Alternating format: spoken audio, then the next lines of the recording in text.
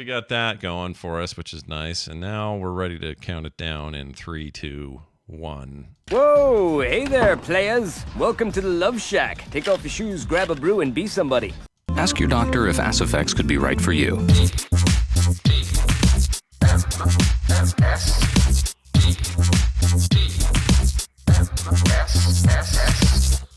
This is the Morning Stream with Scott Johnson and Brian Ibbett. Big ol' freaking dirt blanket.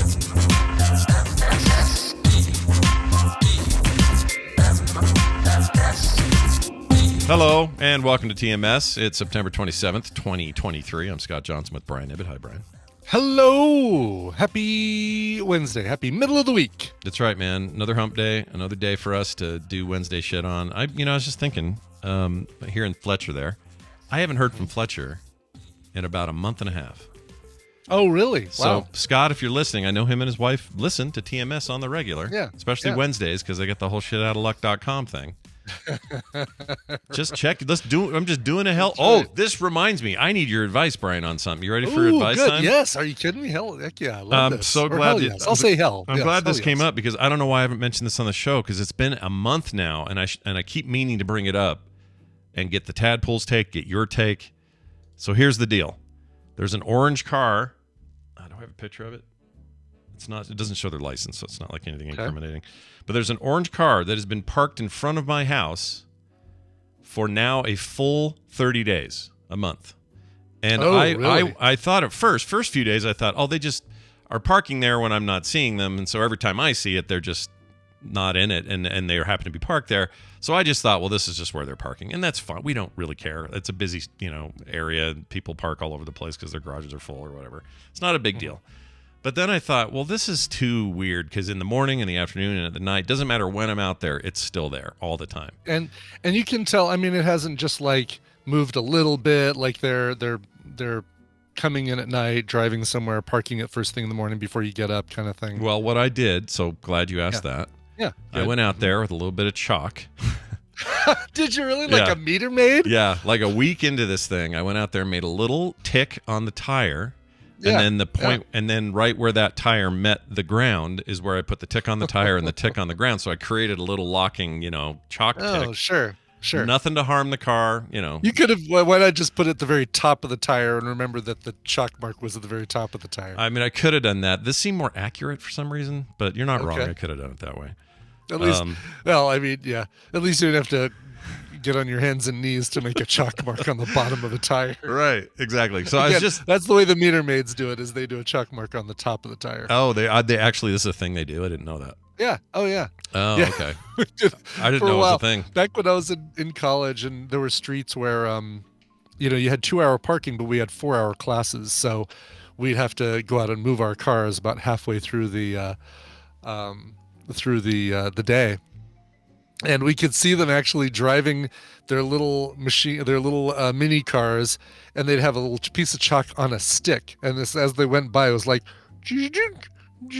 oh, wow, on the tires. Yeah, I didn't know. See, this is fascinating. I didn't know how they would. Yeah. But this makes sense. Same reason they want to see if they're leaving or not leaving, and all that. So that's what we did. And I thought, well, this will tell me. And then I watched it very closely for the next 3-4 days after that.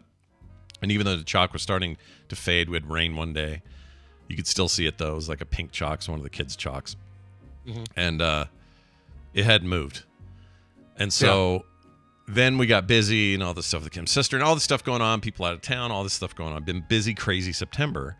I kind of just blocked it out, just kind of forgot about it.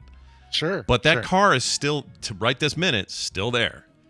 And so my question to you and to the world at large is, when that happens, there's two things that have come to my mind. One, someone ought to do a wellness check on somebody. I don't know whose car that is, though, is the problem. Mm-hmm. Mm-hmm. So since I don't know that, I can't really go to a door and knock, make sure someone's okay or not. The only other thing is, who do I call and say, like, is that a police thing? Is that a tow company thing? Is that a HOA thing? Yeah, I don't know who you to call. start with your local police, obviously not the emergency line, but just call local police and say, hey, I've had a car that has been in front of my house for 30 days, hasn't moved, think it's abandoned. And you don't see any sort of signs of like stuff inside the car that makes it look like it was stolen or No, abandoned in or fact, anything it's like clean. that? Okay. No wreck marks. No, not even scratches. It's relatively new. You know what? I am going to bring it up on my phone. I'm going to show you this car. There you go. Yeah, because it'd be one thing if it was some, abandoned hunk of junk or something, This car has been sitting in front of my house for 30 days, and my God, the dog barking in there is driving us nuts. Hold on, I'm going to send it to myself. Okay. Yeah, it's nothing like that. In fact, I did the very, that week where it first showed up and didn't leave, I did check I just thought, well, is there something funky going on? Is there anything weird? But there's not even baby seats, no animals in there. It's not tinted, so I can see everything. Let's see. Here's the image. Can I open that in a browser? No. We got a proprietary format issue going on here. Hold on one second. Oh, gosh. It's that HVAC. That HEIC nonsense. Yeah. I get why they do it. You got the live photo thing, but geez, make it easier to convert. It is an irritating format. All right, there it is, and then I'll give you a copy. So this is the... so chat, you're looking at it. Brian, here's yours. So this is, it's a little, actually, I'm not even sure what that is, that make. Oh yeah, that's a nice car. Yeah, it's a cute little, little orange little dude. It's, I think it's, I don't know, might be a Hyundai or a Honda or it's a kind of Japanese car, I think. Definitely begins with an H though, for sure. Yeah, it's got the, and it's been abandoned, which sounds like an H a little bit. But it's got, like I said, it's like newish. It's got plates, so it's not like we couldn't do that part of it. Nice little dent in the right in front of the back passenger side tire. Yeah, and that's the only place I've noticed any damage on it. But really? I wasn't, so I mean, So I wasn't looking that close. So what it doesn't look like, none of the. I did check to see if any of the windows look like they'd been jimmied, or any kind of break-in kind of stuff, and I can't tell of any. So that thing's just frickin' sitting there, and I think I should do something, And someone in the chat says, "Go ask your neighbors." I got like 100 neighbors within eye shot of this thing. Like nobody's gonna know. I mean, I could, but I'm not gonna go freaking blanket the neighborhood trying to ask about an orange car in front of my house. I think the thing to do would be is call whoever, maybe even the HOA. Because they're the ones that usually send you letters about this stuff. Right. They actually say that, they'll put a note on the car saying, you haven't moved your car. And they might assume it's yours because it's in front of your house. Right. So. Right. And I wouldn't blame them, because why wouldn't it be ours? And what's funny is the HOA has sent me a whole separate letter during this month about some weed growth. After we fixed our pipes, we were able to finally water this island area that had been so dry. Now it's nice and green. But weeds went bananas on it, and so we're trying to kill these weeds. So we get a letter about that. You got of course weeds. I'm like, yeah. What about the orange car that has been there for a freaking month? You weirdos. Anyway, I think I'm going to call the HOA first and just say, what's the process here?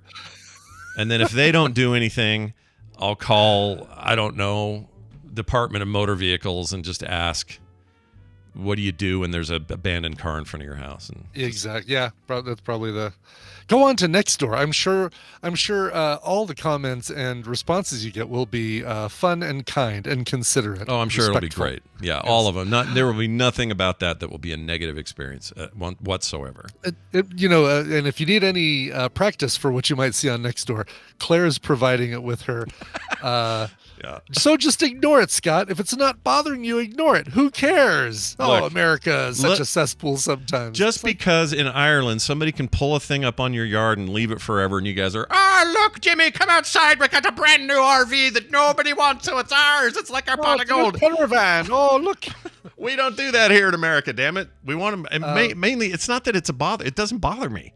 It just weirds me out that this thing is. I'm not going, I can't believe that thing's still parked out there. Like, who would you? I don't care. Claire says, we would just effing ask them. Who do you ask? Ask who? There's no one to ask. Ask the car. Excuse me, car. Where did you come from? Meep, meep, meep, meep, meep, meep, meep, meep. It doesn't work that way. None of these. Who am I supposed to talk to? The neighbors on the. Okay, I can tell you this. The neighbors on this side of us, they have no idea. And the neighbors on this side of me have no idea. And the ones next to them have no idea. So the thing next to do would be for me to go across the street there, where that used to be a giant empty field and is now 1 billion townhomes. Go to every single door and I'm not doing that. F that. I feel like if it's not either of the neighbors on either side of you, which would be the most convenient place for this person to park, it's not like they, if they were visiting or staying in a house down the way, plenty of space for them to park in front of that house, right? Right. So this feels like a stolen abandoned vehicle. Right, and exactly. Somebody's probably looking for it, and probably and someone in the chat says this is what police do. They plant a car and hope somebody breaks in. I don't know about that. I don't think so. I mean, not without maybe a white van somewhere parked around with a camera that can kind of watch it. Yeah. I mean, I could see it, I suppose. But... I think, I think, at least tell the police so that they can say, oh, yeah, actually, is a license plate, blah, blah, blah, blah. They won't say this to you, obviously, but you'll give them a license plate, be like, oh my gosh, yeah, this is a stolen car. We've been looking for this one. Awesome, thanks.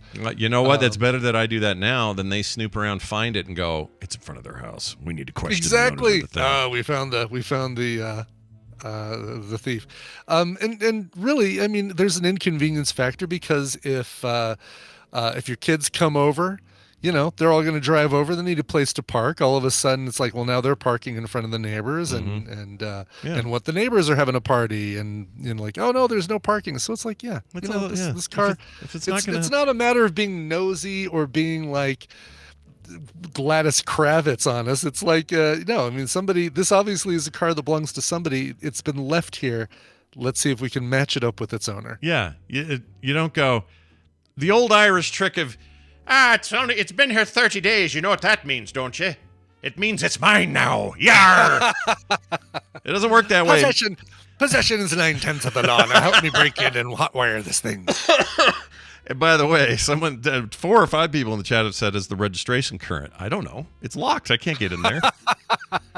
How do I know that? You haven't dug into the glove compartment, Scott? I can't believe it. No, I haven't shaken the door handle vigorously. I haven't even touched the thing. Other than look at it, and I guess I wrote on the tire. But yeah, I want them to, it even has nice tires. Look at those nice alloy tires. I know. It's a really nice car. Yeah. I feel like, it's definitely, if it doesn't belong to someone that would have parked in front of yours or the neighbor's houses, then it's definitely been abandoned or stolen or something. I guess I can look at the VIN number on the window there, the little tiny one down by the dash, and I can do a search for that. You can look on Carfax for that, but I don't know if it's going to tell you anything. No, at the most it just may say whether it's, I don't know. Oh, they're talking about registration current with the sticker on the plate, the year sticker, the month and year stickers. Oh, that kind of registration. Oh, I don't know. I have to look at that. I mean, it's only been here a month. It's not like it's no. Yeah. Yeah, it's not. Yeah, so it's not like years or anything, but yeah, and you know what? Today's the day where I'm starting at the top. We're going to start, or at the bottom, depending on your attitude about it. I'm going to start with the HOA, and then we'll go from there. There you go. I do like how the Tadpool has gone from like professional marriage counselors to to mind your own business. My own bit. It's literally in front of my house. That is my business in a way. You know, communication is the key to all relationships. She should just get out of that relationship. By the way, mind your own business about the car. We're here to point out the duality of life and you guys. Little bit. All right, that's what we do. Okay, Tanner, by the way, speaking of our community, Tanner wrote in. You know Tanner, he's your DM. He's my DM. That's right. DM, good friend Tanner wrote in and said, this is about the cheese stuff, additional cheese info. Yeah. He says, hi, cheese is literally addictive. And I went, and kept reading. Cheese contains a chemical called casein, which is found in dairy products and can trigger the brain's opioid receptors. Therefore, cheese is a kind of heroin. Your friend, Tanner. Now, I'm not saying I don't believe him, but I'm saying secondary backup on this wouldn't be bad. I wouldn't mind hearing someone back up this claim. That if I go nuts on the cheese, am I gonna, crave it fortnightly? Like, what's gonna happen? Yeah, I don't know. That's a really good question. Oh, I just lost our. There we go. Hold on a second. You don't want to lose our thing. What are you losing there? Yeah, because I was looking up, I was Googling casein just to see, or casein. Casein, I guess I say casein. To see the dill. What's the dill with that? Yeah, what's the deal with casein? Casein. Can I smoke it? It's a phosphoprotein of milk. It's precipitated from milk by heating with an acid or by the action of lactic acid, and souring is used in making paints and adhesives. Yum! And it's produced when milk is curdled by rennet, the chief constituent of cheese, and is used in making plastics. Weird. I don't like that plastic stuff. Maybe it's like petroleum, people that huff on paint or gas. So maybe that part of it is addictive or something. Yeah. I don't know. But you're telling me some shit and cheese I didn't know was in there. That's grossing me out. Gross. There's some the adhesive stuff from cheese. Yeah. Yeah. There's Bill makes things in his studio out of cheese products. This is prop making material. Yes. I love that. Okay, I got to say one more thing about the car, and then we'll move on. Sure. I love that me somehow not being a total freak on day one, but instead letting it go for a month before I even do anything, before I even start questioning it, somehow still makes me some sort of stingy old man up the street. You got to be kidding me. It's such a weird take. Exactly. And literally the first thing you said is, I tried looking around to see if maybe, someone needed to do a wellness check, if somebody was okay and, was in their house partially being eaten by their dog, forgot, and isn't there to move their car. Yeah. If anything, I should feel bad about not doing that earlier, because whoever needs a wellness check might be past the point of wellness. I don't know. I don't even want to think about it. Exactly. If it was one day, if it was like 2 days, you totally would be, you'd be Karen. Yeah. Basically, you'd be like, why is this car been in front of my house for 2 days? Yeah, I don't want to be Karen. I don't want to be Chad or whatever the man version is. I don't want that. I'm Chad free right now, except for a friend of mine named Chad. Other than that, I don't like Chads. Yeah, don't be a Chad. By the way, all the Chads in our chat, you guys are all nice Chad. Frog Pants people named Chad. You guys are great. I just want to put that out there. Sorry, go ahead. Of course. Mount Sinai study. Assisted PhD assistant professor pharmacology and systems therapeutics from the Icahn School of Medicine at Mount Sinai. New research argues that cheese is addictive in a way similar to drugs because of a chemical called casein, which is found in dairy products and can trigger the brain's opioid receptors. Damn. There you go. Look at the brain on Tanner. Holy crap. Exactly. Yes. I don't ever mainline some cheddar. I'll be right back. I'm into an 8-ball of Monterey Jack. I'll let you know how it goes. Probably the kind of cheese matters, but good luck out though, all you cheese junkies. May you get the help you need. I bet it doesn't. I bet it's any kind of, because if casein is created by just the curdling process, that's how you create cheese. So yeah, I bet it may not matter which kind of cheese. Yep, cheese dealers. But if you get a better high from a Gouda than you would from that's what I'm saying. Would a real stinky cheese just give you the real grooving, I don't know. Maybe. I don't know how that works. Good Kush cheese. Let's move on to this. We got a playable audio file from a listener who left us a voicemail correcting us on a fact about light speed and radio waves. And I hate to say this, but we got like 300 of these. Oh, okay. I'm just choosing this one because it is representative of the problem. But many of you, and I have no problem admitting that we were wrong about this on the air, and I have no problem with that. So I'm going to play it now and clear the air, literally the airwaves of our radio wave problem. Here you go. Hey, Scott and Brian, this is Kay.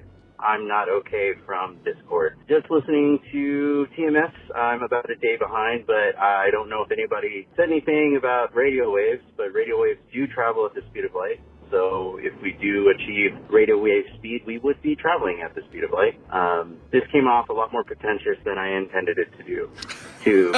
Anyway, love the show, though. Bye. Nah, you weren't pretentious at all. So this was a mostly me thing. I said... that if we travel to, why don't we first focus on traveling at the speed of sound rather than the speed of light? Yeah, because it seemed quick. I was like, wait, you're telling me 24 minutes and we're at Mars? That seemed crazy fast to me. I didn't realize that was exactly the same if we were going at the speed of light. I had no idea. That was absolutely news to me. And I feel like I'm pretty good at the science stuff. I know stuff. Right. But I guess that one fell by the wayside. I had no idea. I figured that was a slower, because you always hear about, I'm conflating two things. When people break the sound barrier, Right. I think, oh, well, we can actually pull that off with a jet. An F-14 can do this. Bam, makes the noise, has the weird, like, cloud thing they fly through. Yeah. All that stuff, and you can see it happen. But I don't see anybody beating the speed of light in their F-14. And so in my mind, there must be totally different. But sound barrier... The way...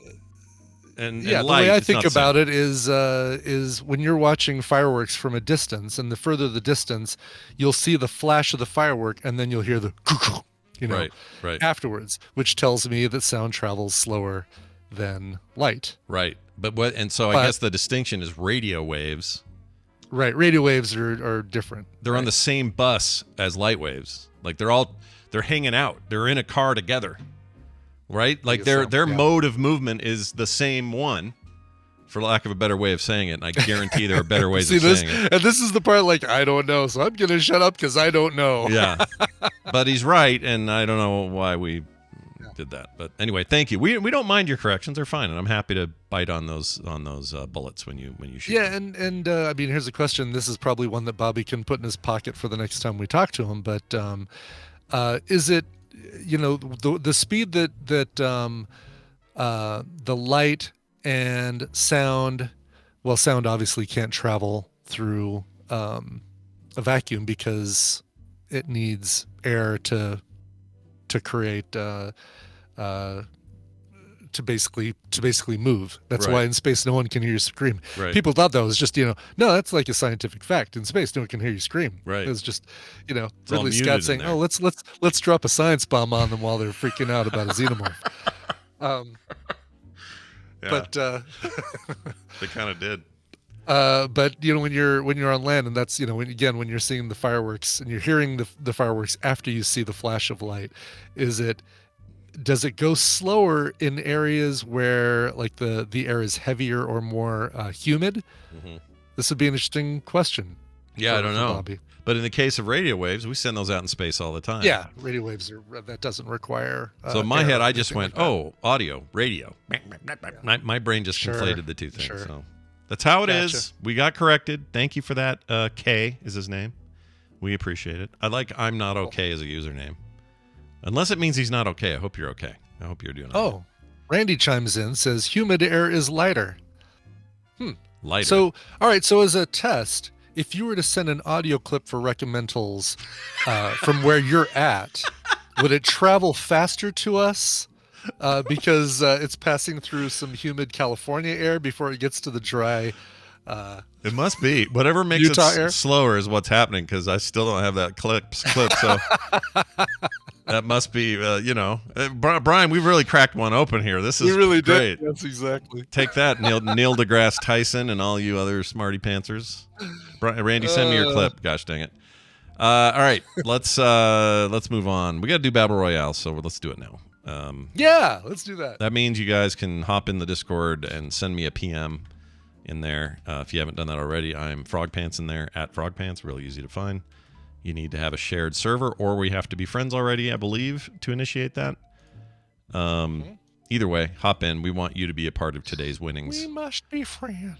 Yeah, we must be friends. That's a great way of saying it. And we also are trying to bring in our friend Brian, who is currently ringing, but not answering. Let's see how this goes. We got the rings of ringage, as Daryl once said so poignantly. It's ringing, and there he is. Yay. Look who it is. It's Brian Dunaway joining us for a little Tadpully feud on a Wednesday. How are you doing, sir? Oh, hi, Scott and Brian. Doing pretty good. Just amusing myself listening to two nerds on a podcast get taken down by scientific facts, and then going on for 5 more minutes about more scientific facts. Yep.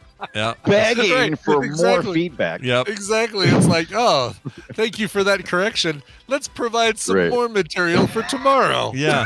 Why not? Why not have, it's all content. Let's get more in here. Yeah, I like it. Mm-hmm. Well, it's good to have you here, man. You sound lively, like you're having a good day. Yes, sir. Fair point there. Yeah. It's cloudy outside. It's gonna be rainy, I believe. So it's kind of real fall weather. Nice. It feels real fallish today. So I'm digging it. Well, I like fall. Fall's great. I love fall too. Big fan. I'm gonna try to the best I can. I don't like how everyone gets sick in the fall, but I'm gonna try to have like the best couple of months of fall I can have. That's my goal. So we'll see how it goes. Wish me luck, everyone. Joining us on the line right now is our contestant audience member, and this is Becca Smiles. Hi, Becca. Oh, hello. Hi, how are you? Oh, hi, Becca. Have we done this with you before? I can't remember. Your name is, obviously we've I talked. believe This is a excellent. Well, first time caller, long time first time. Oh, Awesome. But Nice. I'm around. All right. Well, I'm once glad you- to I hear know Smile you're a while definitely in for the us. community. Yeah. Exactly. Well, let's do this. Brian Ibbett over here has got a plan, and he's got prizes. So, Brian, explain. my plan is to sing Sarah Smiles, but use Becca Smiles for all the lyrics. Aw. It's time to play the Tadpully feud. I've surveyed the Tadpool on some nerdy topics, and Scott and Brian are going to have to predict the answers that they gave us. And it's their job to see how many of those answers they can guess. Becca Smiles. Your job is more important than ever because you're going to be working with either Scott or Brian. If your team wins, you get a prize package that includes Fire Girl and Planet TD. From Steam. That's better than Planet VD. TD. It's better than so many Right. things, right? Planet TV is not one you want to go to. Planet VD. Yeah, TB would be bad. I guess it's Planet Touchdown. I don't know. I don't know if that's the No. Planet Touchdown. that. Woo! Planet Touchdown. That's the only it. thing I It's can the think home of of the that Miami. TD. It's the home of the Miami Dolphins. That's right. Oh, Zing. Ooh. Zinger. That was a zinger. All right, let's get you guys your topic. And this is a fun one. Oh my gosh, so many choices, so many places this can go. Put your hands on your buzzers and give me your best answer to this. We asked 422 Tadpoolers, who is the best dog from movie? Brian. Beethoven. Show me Beethoven. It's a shame. I will repeat the question for the full question for Scott. It's very short. When you're time Anyway. lagging, you have to Yeah. take chances. No, you do. I don't blame you one bit. Who is the best dog from movies or TV? It's kind of what I thought it was. Yeah. Best dog, you say? Best from dog. Best dog. Who's the good Who's boy? a good boy? Who's best? Who's good boy? Yeah. I'm gonna say Fry's dog Okay. from Futurama. Good answer. What's that But dog's name, he's- Scott? He's dead. Oh shit. It's we kind pepperoni. of we Don't you avoid that remember? episode at our house because everyone cries. I cannot remember the name of the damn dog. The name of that damn dog is Seymour Asses. Show me Seymour, Fry's dog from Futurama. Yeah. Number Good job. 4. Well done. Nice. Becca, it's me and you then. Whee! Yeah, you got control of the board, and you've got Becca on your side. Becca, you seem like a cat lover because I see your icon. There's a cat on there. No, that's just Mr. Business. Oh, that's Mr. Bill. Oh, is that Mr. Business from Bob's Burgers? I hate that. Yeah. That's my favorite. I have 2 dogs. Oh, you do? cool. Well, good. So I have you a Great Dane and a Golden Doodle. well, then you Nice. you know what's great about dogs. So do you have any dogs that jump out and you're like, oh yeah, that'd be a perfect dog for this? The first one that came to mind for me was Buddy from the Air Bud movie. Oh, Air Bud dog. Randy's gonna love that. Yeah, let's Tune do in, it. Randy. Air. I think he found that to be an Oscar-worthy performance, if I remember correctly. The performance of Buddy on Air Bud. All right, show me Buddy. Are you no. kidding me? But I Are will you tell you kidding that number 11 on the list is freaking Buddy from Air Bud. Yes. Wow, I was hoping more 90s Nice. kids were going to pipe in on that, but that's all right. Yeah. Yeah. That's all right. All right. All right, Dunaway. So yeah, Brian, back over to you. What you got? I'm gonna go with everybody's favorite. Where's he at, Lassie? Where's he at? Did you find Billy? Going with Fell Lassie. down a well. Where's Timmy? Yeah. All right, show me Lassie.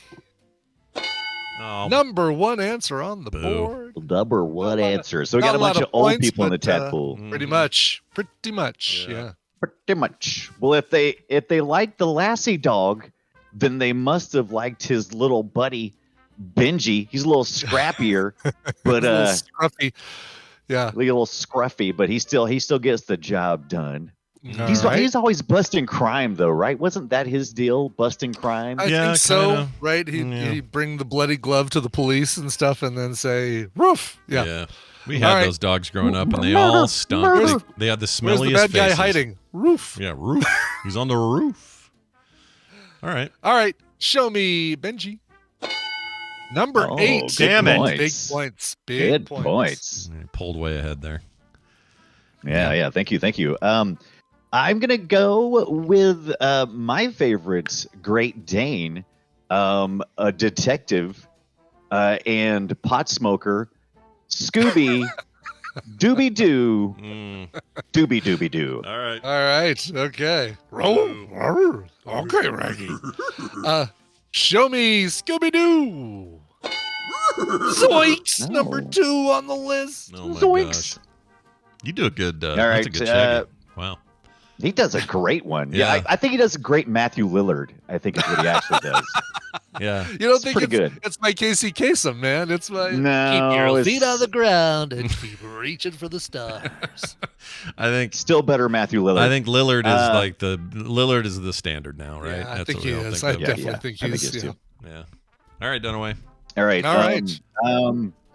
Oh God, I want to say I think that they're skewing old, but I don't think Shaggy DA is going to be on there. So I'm going to have to go with my other favorite, Santa's Little Helper on the premiere episode of The Simpsons. Sure. It's all the homework you get for the kids for Christmas. Yeah. All right. All Satan's right. Little Yep. helper. Show me Santa's Little Helper. Damn Number it. 9. These are big Yeah, this points. is Nice. some big points going on the board here. Some good bites. All Yeah, right. yeah. Some good bites. Yeah, some good bites. This is delicious. Yummy. Yummy. All right. All I can think of is Scrappy Doo, and no one is putting Scrappy Doo up there. That is all I can think of. Nobody's for some put for some Scrappy as the reason. best dog. Yeah, no. I know. God, why am I blanking now? And I was doing so good. Oh Jesus. Oh my God. How about Good Lord. There's others. I said Beethoven. Oh, I know. I just got this in on VHS. I know. You did. Yeah. Tom Hanks is Tom Hanks, and he's Turner, and he's got a dog. He's got a big fat doggy that drools a lot, and his name is Hooch. Yeah. I'm gonna say, oh my God, ouch. You thought by padding it with all that conversation, it was going to make it more true. Yeah. Here's the sad thing. The Hooch was still number 14 on the list. I mean, there's enough people that go. pushed him that close to the top. Sadly. Did I tell you, by the way, that Beethoven was number 12? I didn't. Beethoven was number 12, so it's really close. I couldn't tell you because that was your initial guess. I'm going to say, I feel like there's a lot of cartoon heads out there. I'm going to say Brian the dog from your Peter Griffin Oh, deal. that is smart. Yeah. That is smart. Yeah, Brian, Peter Griffin. Yep. All right. Our third Show Brian. me Brian from Family Guy. Yeah. Yep, number There you 5 on the list. It's points. All right, Becca, knowing what we know, it feels like we might be on we could win this now. Do you have any that just jumped out? Oh, now and I've said, got a million. Don't you hate that? Now I have like a million in my head. Yeah, when you move away Jesus. from it, when you're not struggling, all of a sudden they just come to you. Becca, do you have a million? No. I don't either. You have Wait till one. it's my One turn. is all we need Yeah, to start with. There's Clifford, the big red dog. Oh, yeah. Oh, that is really good. I didn't think about that. Yeah, I feel like that's every kid in lots of generations. That feels right to me. Let's say Clifford the big red dog. All right, show me Clifford. Oh, come on! Clifford was number 22. Made the list, but not high enough to be at the top there. All right, done away. 4 answers left on the board. Lots of big numbers, too. I'll tell you where my heart's at. My heart's at Dino Mutt, but there's no way. Blue Falcon and Dino Mutt, but there's just no way. So I'm going to go in a totally different direction. I'm going to go with Blue from Blue's Clues. Sure. Okay. Let's see if he's back from checked in the mail. Show me Blue. Blue man. was on the list, lower though. Backpack. Sit down in a thinking chair and think. Tied for 44th.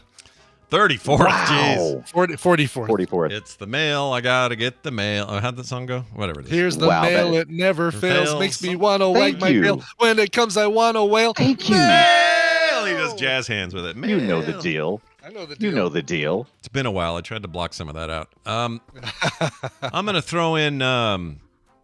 If I know our Tadpool, I think they probably said Bandit from Bluey. Oh, that was I was going that was my next direction. I like Bandit a lot. So Bandit, the dad from Bluey, he's the best in the world ever in the history of All ever. right. Show me Bandit. Shit. Oh, third strike. Bandit was let's see. Bandit. Bandit's I know the I saw best. Bandit. Should be number 1, man. Should be, but not. Yeah. That is clear for sure that he is not here, unfortunately. Actually, surprisingly, no Bandit. Damn it. That is a Really? that's a no Bandit. fallacy of Yeah, humanity. there you go. Yeah, you guys effed up. All right, Brian, you got to clear the board now. That's your job. Oh, I don't have to. Oh, that's true. That's true. If I could do that, then we could still win a prize. Yeah. Yes, Dadgummit. exactly. Yeah. That's a lot of that's a lot of pressure. I was gonna blow it, and now I've got to. Oh Jesus. Yeah. I all right, so believe you in guys you. give me a hand then. I've got the thing I hit. Okay. Uh-oh. No, you're These good. The thing switched to a different zone for some reason. I didn't do it. Oh, okay. The underdog was one, so you guys got to help me out here to see what maybe the best answers are. Underdog was one. Hong Kong Fooey was another. You know, the audience, the Tadpool is Sherman good and to look at, by the way. Was it Sherman or was it Peabody? Which one was it? Was he the Peabody? Mr. Peabody was the dog. Yeah. Mr. Peter, I would say, quiet you. and to the kid. Snoopy would be a good answer. The chat room's Snoopy, smart with shit. Snoopy. Yes. Snoopy's a really good one. Agreed. Yeah. You I should mean, say Give that. us some doggy loving that Lucy does not want kisses from. Give us some Sure. Snoopy. Yeah, give us some Show background me on it. Snoopy. Number 7. All right, very good. Nice. Brian's desire How to about- give backstory and plot to all of his answers is I know, one of my favorite exactly, things. yeah. I Right. love it. So funny. What about there's Brain from Inspector Gadget. Like I said, all these started flooding into my brain. Uh-oh. Oh. Huh? Yeah. No, but I do see. I have seen a couple people say the remaining 3 in the chat room. Really? Oh yeah, somebody So- just said one of them, but time wise, I don't know if you're looking at the chat room. Well, I mean, we're in the cartoon world, right? So I no, mean, not always. the- Doesn't have to be. the, Doesn't have uh, to be a cartoon. Real world Okay, dog, good. I can. Yeah. Well, live action is Oh. Eddie from Frasier. Oh, Yeah, yeah, you should say Fred, that. Oh, Eddie. Eddie. Yeah. Eddie, that's a great dog. And we You got should definitely Frasier say coming that. back out again soon, right? I think we Yeah. should go Yeah. with Eddie. Thank you for the Eddie, background. the flea hound. Yes. Show me. Well, I try to get the background so that the dogs aren't confused. Like if you Oh, I give like me, to that. me, like Yeah. not that Eddie. No, Go I'm ahead. not complaining. Right. No, there are exactly. No, there are multiple ones of these. All right, show me Eddie. Yeah. Yeah. All Very right. good. All You right. got 2 left. 2 man. more answers, and Got 2 more. that's another one that people have been saying a lot. Right. Who in the So- chat said so not- Diane from Cheers? Why would you say that? Oh, was So it? not There was an episode. Never so mind. not Rocco little- because he's the wallaby. Yeah, he's I'd not say a dog. Get it right. another and clue on these last 2 is that they're both CGI. Oh. Well, I guess. Well, let me Oh, take they're- that back. One is just straight up 3D animated. The other one is CGI. Oh. Wasn't. Interesting. But isn't one of? So- Aren't they? Wouldn't that make them both CGI or no? I mean, technically, yes, but one is a character in a 3D animated movie. The other one is Oh. a CGI dog from a live action Yep. movie. That makes sense. All right. The Yeah. big distinction there. That's the differentiation I was trying Sure. to make. All right, Brian. What do you think of that? Those are some good tips. That's a really good That question. shouldn't be that much. I mean, because you guys have been constantly saying, yeah, right there. I see both of them mentioned right there. Those are the 2 you should say. What? Oh, those 2 right So- there. Those you should say. So Cosmo's a great dog, right? No Yeah, context Cosmo. given. No Cosmo contest good given, dog. none. Just Cosmo dog. Cosmo dog. Yeah. All right, show me Cosmo. Well done, Cosmo from Guardians of the Galaxy, voiced by Borat's daughter. That's right. What? Lysa, I didn't know that. I loved her on that Borat, the sequel. Yeah, She was so good. She's the voice of Cosmo in Guardians of the Galaxy. Man, that sequel Interesting. shouldn't have been so good. It was so good. Oh my gosh. It was really Anyway. good. Yeah. Yeah. Had heart. So we're going theatrical still, right? So we did Yes, one this that was was the live last- action. Right And now, the other it's one's a CGI theatrical. Right. 3D Last one- movie, 3D animated movie. Mhm. Yeah. The last one has to be Doug. Who's Doug. Squirrel. say that. Squirrel. Doug. Oh, Squirrel. Doug. Don't tell him. Don't tell him because he doesn't want any context. He just wants the answer. Doug. Show me Doug.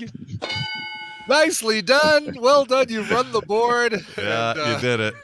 You That's did one it. of the The chat prizes room. next The time. chat room gave you that. Yeah, they did. Thank you, chat Yeah, room. absolutely. Nothing wrong with that. Good job, you guys. That means this. Congratulations. You're a winner. Brian, what other answers did we miss that were on? Yeah, there? so the next few on the list here, Airbud, Beethoven, we mentioned, Cujo, number 13. Oh, Cujo's such a favorites? good dog. Yeah. What a good boy. The Oh my best dog God. from movie or TV, K9 from Doctor Who, London from The Littlest Okay. Hobo. A lot of people said London. Daisy, John Wick's dog. Basically, the reason we have all those John Wick movies Oh. is that one. Bluey was on the list. No Bandit, but Bluey. Gromit, Milo from The Mask, Wishbone, Hong Kong Phooey, Marley, see. Old Yeller, Rin Tin Tin, Oh, Jeller. Shadow. No Hound. Hound from Fox and the Hound. Lady. Tramp. Maybe nope. those. Nope, neither of those. Shadow from Homeward Bound, Astro from the Jetsons, Brain from Inspector Gadget, Einstein from Bravo. Back to the Future, Mm-hmm. Muttley, Pluto, Oh. Underdog, Chance from Homeward Bound. Two people said Chewbacca. Okay. Well, That people is also said hilarious. two people also said Dynamite from Blue Falcon. So you should Yes, feel redeemed yes. from that one. yeah. Yes. Porthos, Tiger, Toto, Alf again. Questionable. I will admit to thinking the name Alf. I didn't He say does. it, He but I does like thought to it. eat cats, but don't tell Scott that. That's context. No, I don't mind. Hey, I like the context. I just find it hilarious that I get a Wikipedia entry for every answer. I like it. I like it. Right. So let me ask you this: you said K9. Now, did you mean K9 Cop with Jim Belushi? No, Or I do you really mean- didn't. I meant K9 from Okay. Doctor Who. right, and good. then we had Dog from Road Warrior, Dog from The Walking Dead, and Dog the Bounty Hunter. Nice. Dog the What Bounty was Hunter. What was the dog's? What was the dog's robot dog's name in Battlestar Galactica from the original? Why am I forgetting that right now? Oh, Oh, no, No, now that was Buck Tweety. Rogers. was Buck Rogers, hold on. right. Boxy. No, Battlestar Galactica Boxy. That's it. Boxy. Boxy. Okay, yeah, nobody said Yeah, Oh, no, good one job. person said Boxy. Yeah, they did? B-O-X-I-E. All And done. Boxy made this sound where it just went beep, beep, beep, beep, beep, beep, beep, beep. It's like a, Right. yeah, it was weird. It's a terrible thing. He was. that He dog. wore corduroy, right? Got some corduroy. Did on? he? I don't remember that. Did he have corduroy on? Now that's some He was made of context I corduroy. didn't know. I like that. Bring that to the table every time. Amazingly, nobody said Snoop Dogg. I'm surprised.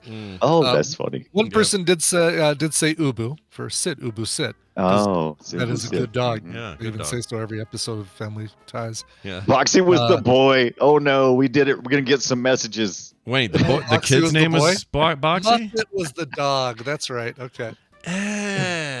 Okay. Why name your kid Boxy? That's shitty.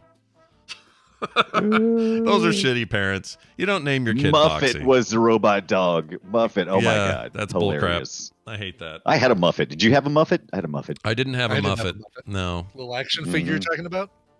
Yeah. Now I can No. tell. You know what? I looked him up. You're not wrong about the corduroy. That's weird.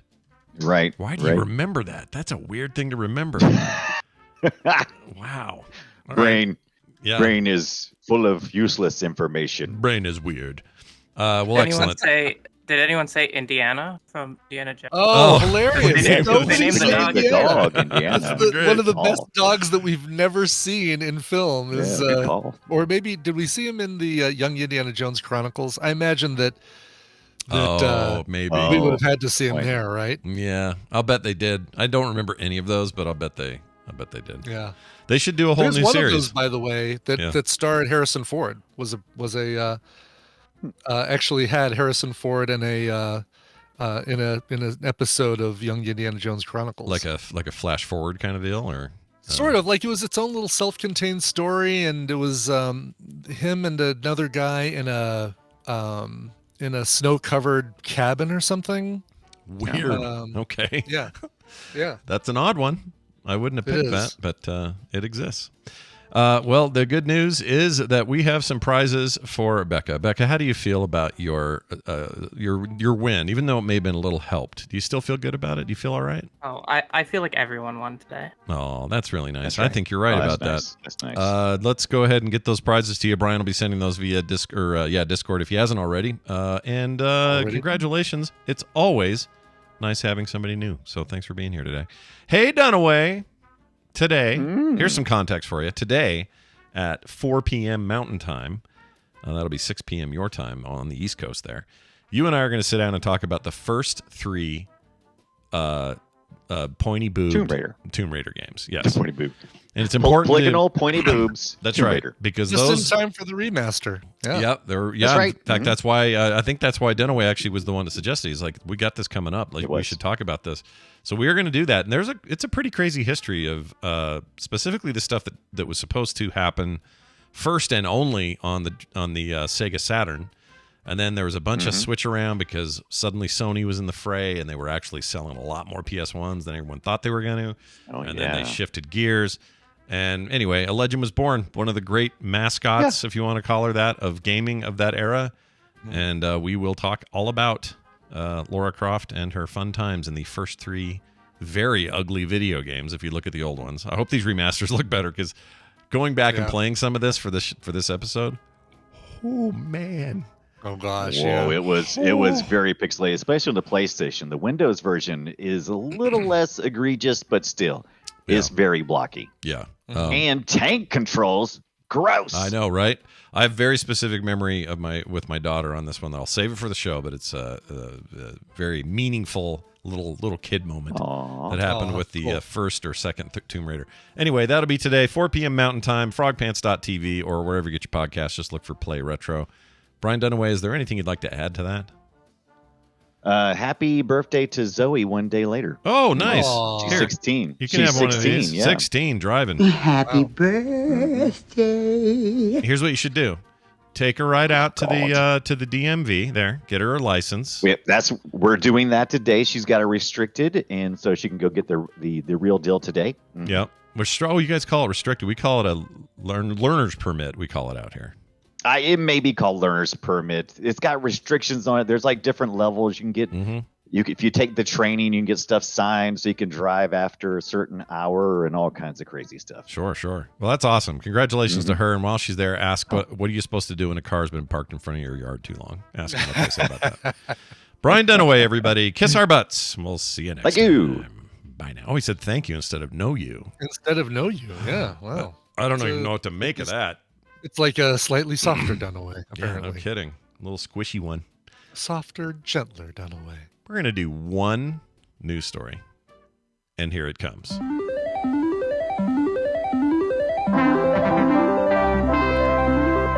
It's time for some quick news brought to you by Little Tiny Things. Look at this. So watch this. They right here? Yeah. So my daughter collects little tiny things. So she got some duplicates. She has like a blind boxes. We're all used to those. Sure. Nerd boxes and that. Of course. Love those. Specifically sends her little tiny food items. So there's some chicken nuggets. Here's a little shake. Little that's great. Cherry on there. There's a burger. And Brian, here's how they do rarity. This actually shuts and opens, but this little burger in here, it's all rendered out. It's a good looking burger, by the way. Yeah, it's not bad. I would eat that. Especially that I like bun. that bun. Got a nice split down the middle. You smell them, and if you get the one, some of them smell like an actual burger, like a fast food burger. Oh, really? And and those are the rare ones. You want to keep those. So she has all the ones that smell like what they are. I just have these leftovers. But anyway, little tiny things. I want things either super tiny like this, or I want giant pencils, giant telephones, giant. Super huge. Yeah. That's the world I want to live in. That's great. Does it come in a little tiny loot box? Yeah, or it's a ball, I guess.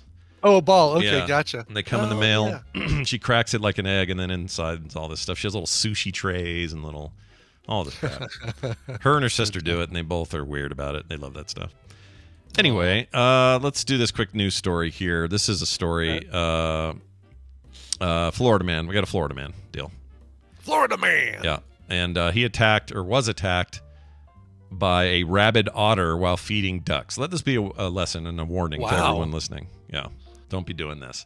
Rabid otter attacked a man last week in Florida, according to health officials. The Florida Department of Health said the attack happened Wednesday in Jupiter, Florida. This is Palm Beach County. Did you ever go to Jupiter for I have been to Jupiter, not for a newspaper, but I went to the Palm Beach Post and I met up with our trainer. One of our trainers was from Jupiter. Oh, nice. Is it cool? What's the town of Jupiter like? No, it's like a seaside town, a little small town. I like Palm Beach was much nicer. Oh, I bet. Yeah, I like little.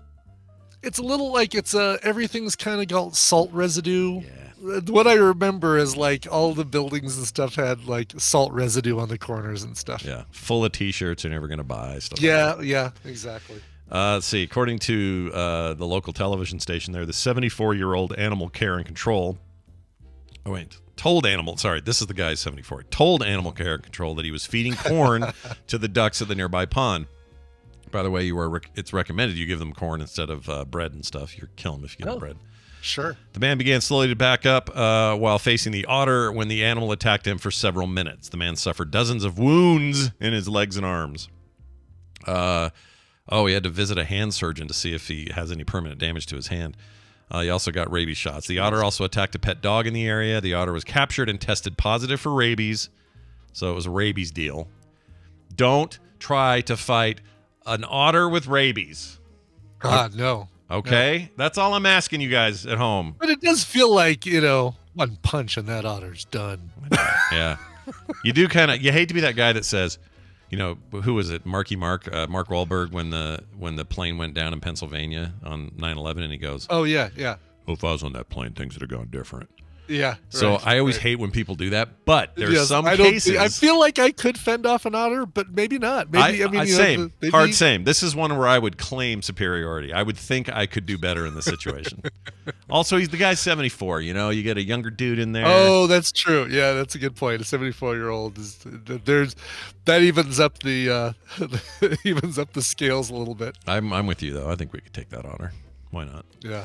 That's going to do it for today's news. Hey, Brian, let's play a song and then get Tom Merritt and Recomentals in here and all that stuff after the break. So much stuff to get to. Yeah. This one's by a singer-songwriter, multi-instrumentalist, producer named Femke. Femke. She's a brand new EP. This is her debut EP called Safe in the Suburbs. A little bit of a Taylor Swift vibe. I've been listening to a lot of Olivia Rodrigo. Her brand new album is really, really good. So this one kind of reminds me a little bit of that too. But you let me know. Maybe it's just the fact that I've been listening to so much of it. This is the first single from the EP. It's called Dead End Street. Here is Femke. Well, ladies and gentlemen, how do you do? Here am I, enjoying myself down at Malvern. And there are you, enjoying yourself by allowing a photograph to talk to you. And you're working hard to put food on your family.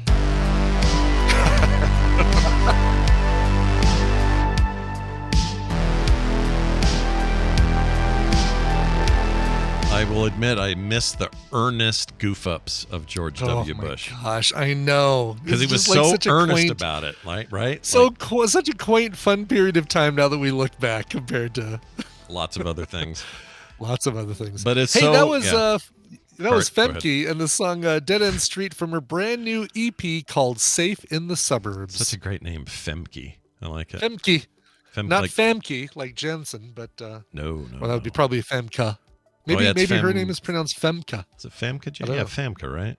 Yeah, Famke Janssen is pronounced Femke, not Femke. I am for you. Spelled with an E at the end. She always says, I am for you, Auric of old, or whatever, to Jean-Luc Picard, and then he says, ooh, I'm attracted to you, and then... I just her TNG episode was something, man. It was something, but for me, she'll always be Xenia on a top. Even more so than Jean Grey, she'll always be Xenia on a top. Yep. One of the great modern Bond lady villains. Yeah. I agree with you there. All right, we're going to bring in the crowd, the crew, We'll start with this Randy name. Starting with Thomas. No, starting with Tom. Oh, yeah. What am I thinking? Scott, get your. I know, boy. Guy disappears for a couple weeks to go to South Korea, and all of a sudden. Yeah, I know. I just ride him off. Jeez Louises. All right, we're bringing him in now. We're going to get some tech news under our belt, which I'm very excited about. Here we go. Let's get this going. Right. Kind of in a tough spot here, Tom. Sorry. Yeah, I'm sorry, too. Tom, let's talk about tough spots and tech news. It's Tom Merritt, everybody, our Wednesday tech enthusiast / podcaster, content creator, and expert. Tom, welcome. How are you? Well, you're muted is what you are. Oh, no. Boy, he disappears for a couple weeks, and all of a sudden we can't hear him anymore. No, Muty McMuter pants. Zero. Yeah. Are you swearing? Is that the deal? You're cussing up a storm? Cussing us out, saying, you jerks, you losers. He's figured it out. He figured it out. Yeah. He forgot he doesn't have a microphone. Oh. Well, you don't That's have to a prop. The one sitting in front of him is do you hear, you hear yeah, me we now, hear you don't now. Yeah, we hear you. I was just protesting that Scott almost forgot about me. Oh. No, I started doing a nifty new thing with Discord and forgot that I left the nifty new thing on. So, yeah. No. Well, gotcha. I'm all curious about your nifty new thing. Well, so I've had some line noise when we stream Daily Tech News Show into Discord, and I figured out how to get around it by using Loopback. But to use Loopback in the way that I'm using it, I'm not saying it's the only way you can do this, but the way I'm doing it is to use Loopback's pass-through, which means I actually have to run audio hijack. For the audio to get to Discord. Oh, gotcha. Oh, funny. Okay. Yeah, they're it's amazing to me the spider webs of configurations you can actually do with Loopback, and I love it. Yeah, it's actually really great because what ends up happening is you end up having a problem that is unique and weird and strange. Like you having just line noise going to Discord is a weird thing. So I love this software because at first it seems kind of they are non-traditional in how they do things almost across the board, but it's what I love about them because I can always figure out some wackadoo way of making it work, and it's great. Yeah. Love those guys. And there's always someone like, well, but you could do it this way. I'm like, that works for you, but I have these 6 considerations that you don't have, and so I have to do it. But you can always do it. It's just it doesn't seem like anybody does it the same way who uses it. So all praise to Rogue Amoeba letting us do it our way. How about that? I like that. Yeah, yes, exactly. Go Rogue Amoebas. Go Rogue Amoebas. Just don't get in my brain. That's right. Tom, what is going on in this week in tech? No, let's not say it that way. Here's some information you love from me. I'm going to combine a little Cord Killers and Daily Tech News Show crossover story here. Of course, you may have heard there was a writer's strike. Did you guys hear about I had this? heard about that. That little blip, isn't it over now? I thought, yeah, no, it is. They just ended it today. And we finally got the details of what's in the contract between the writers and the studios. I have been saying, I just want to say this up front. I have been saying on Cord Killers consistently, I think the AI part of this contract is a red herring. And I feel like the things they agreed about AI bear me out. Using AI in the Writers Guild strike was a way to drum up a lot of public interest, get your rank and file members all fired up, and it worked. It's great. But if you look at what they agreed, this is all incredibly reasonable, and it's not fear-mongering about AI going to take our jobs. Let me run through what the AI guidelines are, according to what I've read here on Variety and Wall Street Journal and stuff. Right. And tell me if you think this is crazy or unexpected. All right. Okay. If AI tools are used to create material in a script, the AI can't get credit. A WGA writer has to get credit. Wow, that is reasonable and not at all hyperbolic like I would have thought they were going. The way also, we were talking about I don't think any studio was planning, as much as the rhetoric was, we will replace all the writers with AIs and take all their credits. Exactly, yes. Studio cannot require a writer to use an AI tool. You can't say, well, we'll hire you to write the script, but you have to use ChatGPT. Okay. Can't do that. Okay. That's, again. I mean, that's, But it seems reasonable to me. Doesn't it? Does to me. Totally. I mean, one I could see an argument where maybe AI gets so good that a studio's like, man, best practices are to use these tools because they make the scripts better.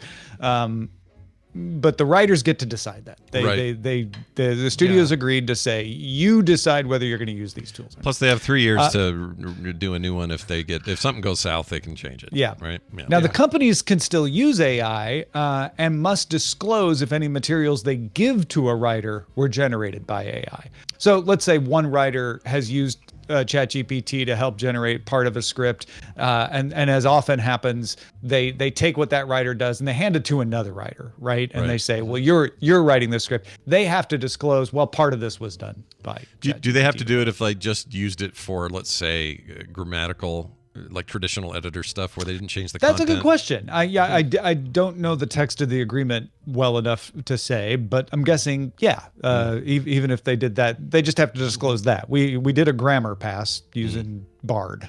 Yeah. Imagine hearing that 10 years ago and trying to tell me what the hell you're talking about. I love it. A grammar pass with Bard. Now, here's the one that I feel is the weirdest of the ones I saw.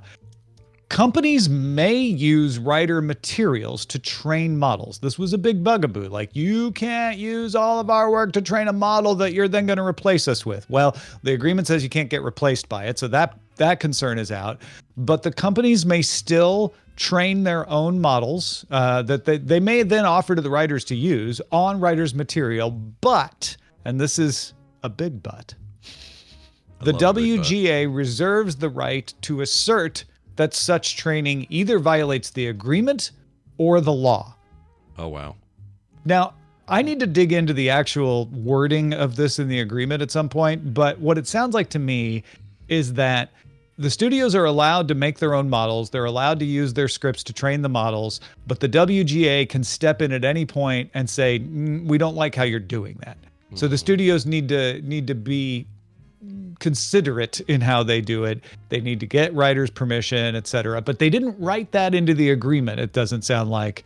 They just said, you can train it, but if we don't like how you're doing it, we can stop you. Yeah. Seems like best practice on the studio side would be, if you're going to train it, be transparent about it, be open about it. Yeah. Write it into the contract. Like, you agree that we're going to use your stuff to train, and if we do, you're going to get X, Y, and Z out of it, etc. You're right. That's so far, that was the biggest butt of this agreement that I've seen. And you know what? I like big butts, and I cannot lie. Usually I do. I'm not sure if I like this one or not. Yeah. Well, I cannot lie. Is there anything in there that's any like, from what I've heard from writers I've talked to since this was, looked like it was going to get ratified, they were all saying, this looks great. This is what we wanted. We're very happy. Does that seem to be the consensus, or anything in here that's like a red herring or weird? I'm doing you a disservice by focusing on the AI part of this, because this, to me, is the least impactful part of this. This is like, well, we made a big deal out of it, so we got to write some reasonable rules down. The bigger parts of this are guarantees on how many writers have to be employed in the room for how long, on what kinds of shows. And the biggest deal that I can tell is that the streamers are agreeing to pay royalties based on the performance of the shows. That's new, right? The royalties were previously based on Nielsen ratings and things like that. So there really wasn't a metric for this in streaming land. So they are now going to pay some bonuses based on performance, based on how well shows do, and they're going to share that data with writers.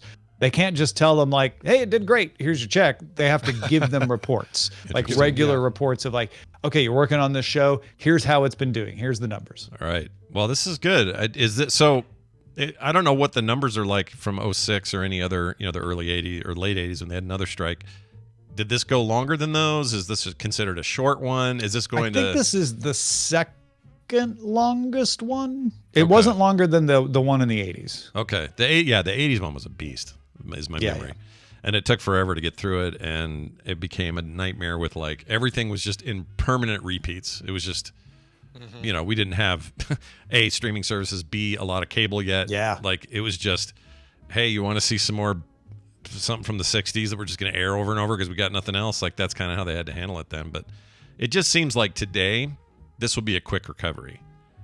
I could be wrong, but it feels like we've already got a glut of stuff out now. I think you're right. Yeah. I hope so. It doesn't feel as I felt when they put this strike in place in the end of a season in May, that I'm gonna guess that they resolved this at the beginning of the season in fall, because that's when everybody feels the pinch. Right. Not that they didn't feel the pinch over the summer, but you feel it less in the summer than you do in the rest of the traditional season. And I know we don't really hew to the like all the shows come out in the fall like we used to, but there's the reason that happened was the pattern of viewing of people was different, and the pattern of viewing is still the same. Yeah. We still watch fewer things in the summer because we go places and go out more, and then when kids come back to school, at least here in the US, we tend to watch more TV because we're home more and the weather starts to cool down and all of that. So I always knew, like, man, they're really going to start feeling the pinch in the fall, and they're going to want to resolve this. And also, I think they may have planned better for it. I mean, Netflix certainly was able to fill its schedule with international stuff. A lot of stuff got shot overseas because, overseas actors and writers were not part of this. And don't forget, though, we're not out of the woods. The actors are still on strike. So you can't just send everything back to work. You can send the talk shows back to work. You can send the reality shows like Dancing with the Stars, which was a little controversial because they had one writer, whether that was okay or not. You can do all of that, but you still don't have actors yet. So we're not out of the woods yet. Well, what's her name from E.T.? I can't think of her name. Who has Drew the time? Barrymore. If Drew Barrymore could have waited one more week. Yeah, right, exactly. Just 1 week to have that whole kerfuffle. All of those guys, like Bill Maher, everybody who said really stupid stuff, or depending on your point of view, just 1 week, and you would have been, you would have been good. You would have been golden. Yeah. Well, I have a feeling that the SAG-AFTRA, the actor strike, will probably get resolved shortly. There are different issues there, but it feels like you've got momentum towards agreement now. But SAG-AFTRA also authorized a strike vote against video game studios. Yeah. So it may be that SAG-AFTRA is like, let's wrap up the actor strike against the TV and movie studios and focus on putting pressure on the video game studios. Yeah. So we may be going out of what I might call a frying pan into another frying pan. It might be a slightly larger frying pan. People forget that the gaming business, it's a bigger frying pan. They make really. a lot more money than Hollywood, so there's a chance that could be even hairier. Although I actually think that'll get resolved pretty quick. I think there's a lot more wiggle room there. Anyway, we'll see how this all plays out. I'm always fascinated by it, especially the AI aspect of it, and it sounds like that stuff is, for now, given the current climate, good news for writers. So congratulations, writers. Get back to it. Get season 3 of all the cool shit I want done. It's all about me here. All right, it's what I want. Right. That was in the contract. Yeah, as long as Scott is happy. Yeah, was the very last Johnson clause they called it. Look for it. Sure. Well, that's great news, Tom. It's always good having you here. Anything else going on at the show or anywhere else you'd like to mention today? Yeah, man. I'm having the most fun I've ever had on Know a Little More with the season we're doing now. I know a bunch of you have already checked it out, but if you haven't yet, we are exploring the effects of a 1968 demo. That if you don't know about it will blow your mind. If you do know about it, I still think I uncovered a few things that might blow your mind. The short version is Douglas Engelbart, who is generally credited with inventing the mouse, put on a demo where he showed collaborative editing, word processors, video conferencing, the mouse. In 1968, before any of that stuff was even conceived of as possible. People were still sharing terminals and were working command line and couldn't backspace and all kinds of crazy stuff like that. So it was a seminal event in computing history, and it did not lead immediately to everybody getting desktop computers. So we explore this season what it was, what its effects were, how the mouse was developed, how the word processor was developed. Some great stories and great work being done by the Dog and Pony Show audio team, Justin Robert Young, Amos, Will Saldelberg, all those folks. So go check it out, knowalittlemore.com, and you can support it on Patreon if you want to get it without ads. Patreon.com/knowalittlemore. That sounds great. Go check that out, everybody. And also check us out today on the Daily Tech News Show. I'll be there. It's Wednesday. I love being on. Can't wait to see you guys, and we'll see you then. Bye. Bye, Tom. Bye. Bye. Yeah, it feels good, man. We don't have to worry about too much bad reality shows now. Not too many. They just extended the two that I really like, Survivor and Amazing Race, to 90 minutes, which I'm fine with. Those two I feel like do a little bit of the editing, the shock editing, but not nearly. I mean, it's reality competition versus reality shows like your Real Housewives garbage and just about anything on TLC and Bravo and that sort of thing. Yeah, to completely agree. I don't mind especially if it's a competition I care about, and I like that pottery one that Bill told us about. I like the Great Throwdown, British obviously Bake Off. Yeah, all that stuff's great. More of that, less of the other. Thank you so much. Exactly. And bring us back, John Oliver, please. Come back to TV. Yeah, get them off their dumb Pitch podcast. that podcasting thing. And Yep. Get Jimmy Fallon up in front of a camera feeling bad again about how about his toxic workplace. Yeah, exactly. Apparently that's a real bummer over there. Yeah. It's always the most happy-go-lucky guys I should worry about. I always feel like that's who you hear about. It's like, oh, Ellen DeGeneres, what a happy... Not always, Scott. I consider myself to be happy-go-lucky. And yeah, but you're realistic. Like, this is what I respected about Letterman. Letterman had his problems, but he never pretended otherwise. He's kind of a cranky bastard on air, right? Yeah, right. And I don't know that anyone ever called the workplace toxic, but, he was known for being a little bit temperamental and all that stuff. It seemed right for Dave. But for Jimmy Fallon, you're given the impression that he is just smiles all day, and there's never anything wrong. Same with Ellen DeGeneres and her whole mess. Like these people that are grinning the most, now they freak me out. Yeah. All right, let's add Randy to the call. Let's add Nicole to the call. Yeah. Let's have them in. Yeah. They're like vampires. You have to invite them in. Right. Otherwise, they can't just join. No, it's, I respect vampire lore, and I'm doing it today. So anyway, here it is. Well, what do you recommend? I'll tell you what we recommend. A little segment on Wednesdays we call Recomentals, where we talk about streaming stuff, and whether it be movies or TV or whatever, and we recommend it to you at home. Today's no different. Welcome back to the show, Nicole Spag. Hi, Nicole. Hi. How are you? Okay. Yeah, you sound good. You do. You're a little quiet, but I gotta. So my earbuds don't work because I got a new phone. Yeah. And my change the plug that you charge the phone with is different now. So what? I have to get it. Did they change a power plug on a recent phone? Yes. Well, I had an iPhone 12. Yeah. Just kidding, Nicole. We Yeah. know about the switch to the USB-C. Yeah, the USB-C switch is a big whoop, but it's also, if you were using wired headphones, it does kind of suck because you're like, okay, well, now I got to go buy new ones of those, or I got to go wireless, and they were consistent. I was like, okay, I sound okay. So I don't even know how I'm talking to you right now. I think I'm talking to you. Sounds fine. You actually sound fine. Yeah, you sound good. Okay. Yeah, no problem at all. That 15 last minute, I go, oh God, my earbuds won't work. My experience with my daughter's new 15 is that I don't have it yet. Our speaker voice communication is about a billion times better, and I don't know what changed in the 15, but it's just better, like FaceTime, all that stuff. Can't explain it. I can't explain Randy's appearance here though, because he's also with us, and he always is. Hi, Randy. Welcome back. Good morning stream. I am back. The strike is mostly over, and I'm really going to miss Adam Conover. I realize that is a guy that I can access pretty much any day of the future, right? But I'm just going to miss him. I'm like Adam Conover about once a week, giving us all of his thoughts and his stream of consciousness. I've missed all this. What's his deal? What did he do? Adam ruins everything. Oh, that guy. Gotcha. Okay. So what did he do? Did he do something special during the strike? Thing on the strike? About once a week, he would have like a press conference, although there was really more of just like a speaker's corner thing going on.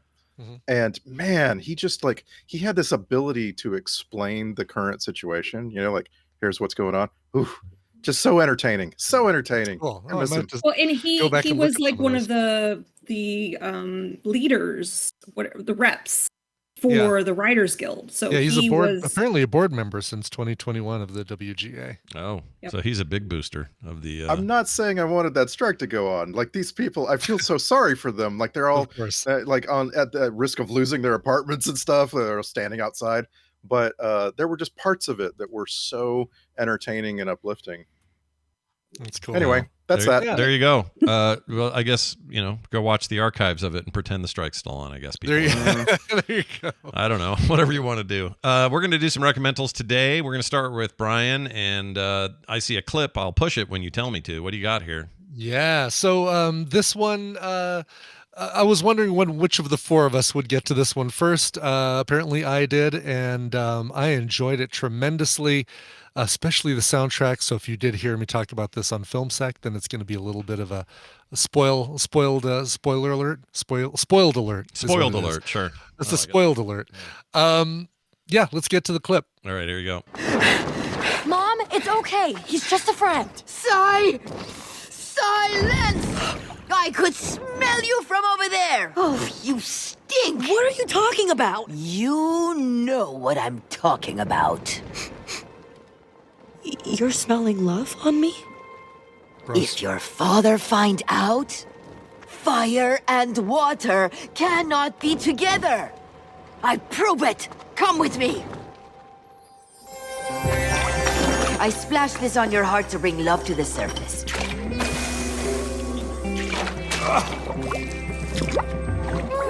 And then you must light these with your fire, and I read the smoke. Cheddar? Who down there? My dad, you have to go.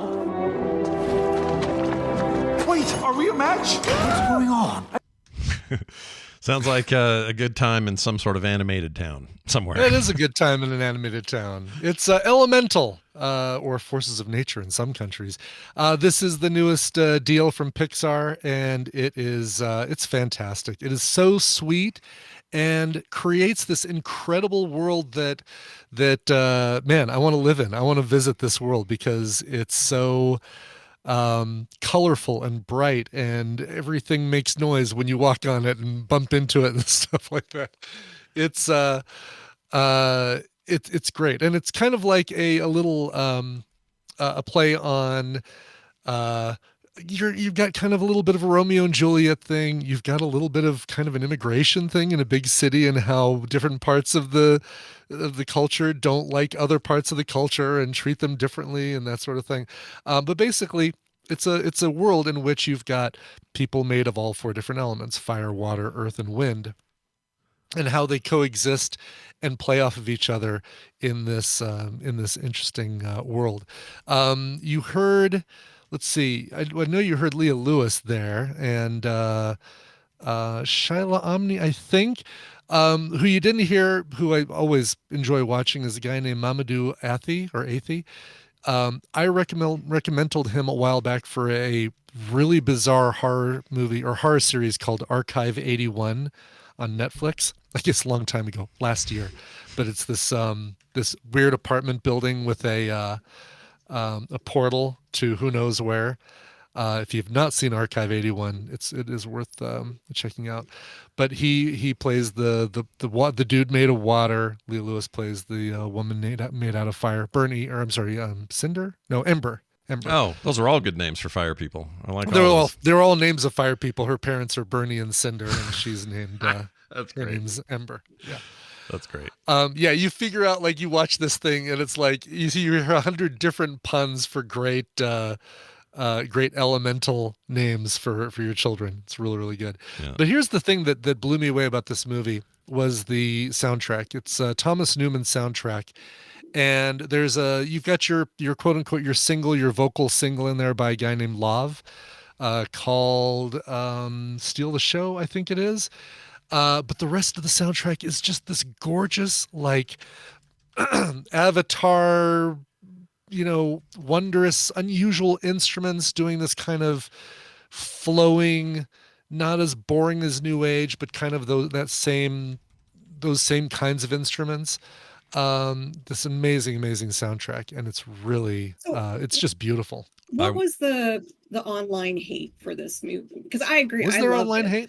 Was there? There was a lot of, I mean, it's an immigrant story, and I want to say when it came out, there was a lot of like negative buzz about like it. And it didn't do well. It did not do well in the theaters. Well, they marketed it like poop. I don't know what happened with the marketing, but it felt like they barely marketed it to me. Yeah. I only knew about it because I saw one flash of something somewhere. I don't even remember where it was, and I went, "Oh, there's a new Pixar movie. I'll need to remember that." And then nothing.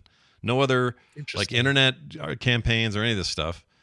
And I don't know why that is, although it feels like the last few Pixar movies have been a little bit under-marketed. A little lackluster. And it was released the same weekend as The Flash and The Blackening, but I think it is a matter of people saying, oh, this will be on Disney Plus in about 3 months. I can wait. There is some of that, yeah, for sure. Yeah.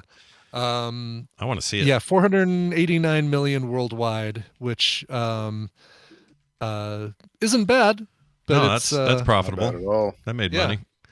Let's see. I just read some 1-star reviews, and I just don't even want to talk about it. Really? Oh, I'm curious now. I mean, it's got Rotten Tomatoes 74 from critics, 93 from audience. That's pretty strong. Yeah. It seems all right. Pretty darn strong. And you've got Wendy McClendon-Covey in there. You can't name anything that she's done that's not good. Catherine O'Hara. She's great also. Oh my God. Does she sound a little bit like Moira? She sounds a lot like Moira. She's a mom. She's the water mom. Great. She should lean into it. It's not a problem. It's good. I really believe they could make a Schitt's Creek movie and make a lot of money. I really believe that. Oh yeah. I don't know how. Yeah. Well, let's see how the Community movie does, and then we'll look at Schitt's Creek. It looks like one of the chief complaints from critics is that it's a lot like Inside Out meets Zootopia. But sure. But it doesn't. I'm just saying the complaints from viewers is just this. Oh, Disney's so woke. Who gives a shit about those buttholes? They can go suck on a hot rock. F those guys. But yeah, like I guess I could see it if people feel like it's derivative of those two movies mushed together, conceptually. Yeah. That's fine. Yeah, but whatever. I mean, it's a world where everything is this other thing that is usually just a small part of our world here, and it's a whole world made of that thing. Yeah. So sure, it's gonna be derivative of Zootopia and Inside Out. Yeah. Yeah, I think it's a really sweet story. The story itself, obviously just it's pretty tropey as far as like the boy meets girl, they come from different worlds kind of thing. But it's all the creative things that they do in this world that you'd have to figure out when you've got fire elements and water elements and wind and earth that have a weird reaction to one another in nature, and so you've got to have this world that kind of supports it, and it's very cleverly done. And anyone who watches this, if you don't just fall in love with the soundtrack, we can't be friends. I know. I need to hurry and see it so I can then go crazy. I've been tempted since you said that, because it sounds like my jam, to listen to that soundtrack independently. You certainly could. It's not going to spoil anything if you listen to the soundtrack. I was just. Do you ever have that thing though, where you're like, if you saw the movie and fell in love with it, and the soundtrack like the Dune soundtrack really got under my skin. I loved it. Yeah. And I always wonder if I'd feel the same if I had only heard the soundtrack and never seen the movie. Sure. So I'm not saying that's just true here. This may, there's plenty of soundtracks that overwhelm the source material and are awesome on their own. But I always just get this feeling of like, well, I should see it and then I'll binge the music, and I don't know why. There you go. No, it's probably better because having the memory of the movie and those visual elements, no pun intended, to go along with the music. Definitely. Well, I want to see sense. it. Van's he's been watching it nonstop, and every time I see him, he's like, "Pops, you want to see Elemental?" And I'm like, "Oh, good." I'm like, "Yes, I do." I don't know when. We never have time for anything around here, but we'll try to get it in. That sounds great. Interesting. And I just found out that this is one of the most expensive animated films ever made, with a budget of $200 million. Oh my! So wow. Yeah. Some techniques used that cost a lot or something weird. I guess so. Yeah. I mean, the fire effects, like figuring out how to make something look like it's on fire. The noses on all the fire people look like they move just perfectly like little flames as they're talking, and it's incredible. Well, I'm glad to hear they doubled their. What is that? That's a lot. That's good profit. They did all right. More than doubled their their budget. If I've learned anything about Disney in the last 146 days, that's what they care about most. So that's good. Maybe the only thing. Might be the only thing they care about. Excellent. About, Let's move on to Randy. Let's do you next. What's your clip about here? I just wanted to watch a good movie. And I'm really, really fascinated by good movies lately. Like what is something, that's 20 or 30 or 40 years old and is highly regarded, right? Sometimes that changes over time. Sure. And so I just found myself going down into this really good movie that you're going to recognize as soon as you start playing the clip. It's the very beginning of the movie. Like the first things that you hear when you watch this movie. And it was spectacular. I just really, really enjoyed revisiting this one. Here is your clip. Day 1000 of the Siege of Seattle. The Muslim community demands an end to the army's occupation of mosques. The Homeland Security Bill is ratified. After 8 years, British borders will remain closed. The deportation of illegal immigrants will continue. Good morning. Our lead story. The world was stunned today by the death of Diego Ricardo, the youngest person on the planet. Baby Diego was stabbed outside a bar in Buenos Aires after refusing to sign an autograph. Witnesses at the scene say that Diego spat in the face of a fan who asked for an autograph. He was killed in the ensuing brawl. The fan was later beaten to death by the angry crowd. It's such an unforgettable intro sequence to that movie. Know, and it's just everybody's standing around in a shop looking at a TV, and our main character walks in and tries to buy something, and then walks out, and then unbelievably, the whole tone changes. Yeah, and it's all one shot, right? If I remember right. So many shots in Children of Men are this single long take. So many shots. Yeah, it's an all-time great. Like, that movie's so good. I hadn't even thought of that. When I was rewatching it just yesterday, I was just like, oh, this is like a great movie. Alfonso Cuarón is like really, like really fine, filmmaker. But I just I wasn't thinking it all through, and like watching it, I was just overwhelmed at how the techniques used and the the cinematography, the sound effects, everything. It's just an insanely good movie. You don't really answer the question though, why, what's happening, right? And I of course don't went, like that. I started watching all of the Children of Men behind the scenes and making of stuff on YouTube, and they actually, the people asked Cuarón that many times, why don't you answer any questions? And he's like, well, because I think that makes the film better. And like he really so the book is different. This is a movie based on a book that you should read. It's a great book, but for some reason the people making this film didn't want to go directly from the book. They felt like it's visual storytelling is different, and it just like did the book say why? Yes. Did it? Okay. I'm gonna read the book then. I'll read the book, find out why. You should, but I just want you to know the book is very religious. And so the movie, they didn't want that. They didn't want to make it sort of like a deconstruction of Christianity. And so and they succeeded, in my opinion. And it's just like one of these movies that has gotten better over time somehow. Yeah, like that's my main takeaway. Like just like there's a scene where it goes on for like 6 minutes straight. It's one take. That's an action sequence, and I was just blown away by where the camera went and what the actors were all doing. We're talking about Julianne Moore. The heavy in this movie is Chiwetel Ejiofor. This like plays such a great bad guy. Yeah, he's great. Did you mention, I guess, Michael Caine? I forgot he was in this, but he's in that. Plays Jasper. I do think of the scene when they're trying to get on the ship, when they go through all those stops. I think of that scene quite a lot, more than I realize. Yeah, because it's a very like hard scene. Like it's a continuous shot of like going through this thing, and it sticks with you. We can give a quick synopsis here because it's not a spoiler, but in 2027, not that far from now. Gosh, no, just a few years in the future. Yeah, this movie came out in 2006, so this is where their heads are at. Anyway, in 2077 or 20 sorry, I've been playing Cyberpunk. 2027 is a chaotic world in which women have somehow become infertile. This is the question that Nicole is annoyed they never answer. A former activist agrees to help and transport a miraculously pregnant woman to a sanctuary at sea. That's really a very basic description of what this movie is, but it's an amazing premise, because that premise is like some amazing drama and sort of what if questions come out of it. It's great. It reminds me of Why the Last Man without the humor, and I mean the comic, not the show.